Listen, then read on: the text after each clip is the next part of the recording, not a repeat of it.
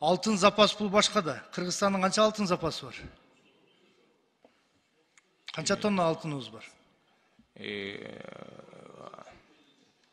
40 тоннун тегеринде запаста бар алтын. 40 тоннун тегеринде. Бул кандайча сакталат, кандай көбөйтүлөт? Кече урматтуу президентибиз да айтты, ушу сиздин сөзүңүздө 40 тонна алтыныбыз бар деп. Ал биздин запастарда бар, Улуттук банкында бар. Азыр депутаттык комиссия түзүлгөн, биз аны күтүп атабыз. Доллар бизде болгон алтын баары учетто. Мен дагы бир тактоо беретин. Канча жеке менчик банк бар? Сиздер көзөмөлдөн канча мамлекеттик банк бар Кыргызстан территориясында? Сиздердин лицензияңыздар менен иштеп жаткан. И минимальный уставной фонду канча ушул жеке банктардын?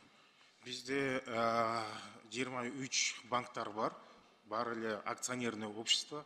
Бирок 3 банк, бул Айыл банк, РСК, алар 100% бул мамлекетке. Керемет банк. Керемет аяқта бул национальный улуттук банкка, анан мамлекетке. Основной доля бул улуттук банкка. То есть мамлекеттики, туурабы? Улуттук банк бул мамлекет болгондон мамлекеттики да 3 мамлекеттик банк бар экен. Могу токтомго ылайык. Биздин эми мына мигранттарыбыз бул биздин баатырларыбыз. Сыртка чыгып экономикага салымын салып аткан кишилер.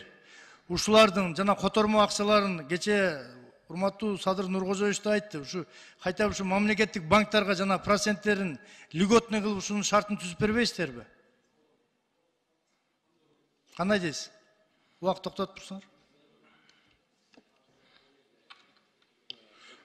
Азыр сиз билесиз, бизде мынандай льготный кредиттердин жөнүндө кредит эмес, жана которгон акчаларын бир льготный кылып бир денежный переводдор менен комиссия менен албетте биз дагы аларга тапшырма бердик, ушул мамлекеттик банктарга.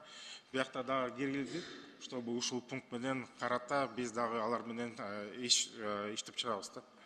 Керемет банк мамлекеттик банк болгондон кийин өткөндө бир факты болгонбу болбогонбу 1 миллиард сомдон ашык акчаны накталай түрдө чечип алышкан экен. Максат Дадыбаев деген зампредседатель камакта отурат. Мына бүгүн Акпрессте жүрөт. ГКМБнын ССБсынын орун басары камалып отурат. Ушуга кандай силер жол бергенсиңер улуттук банк? Бул факты канчалык мыйзамдуу кармалуулар? В настоящее время следствие ведется со стороны Генеральной прокуратуры.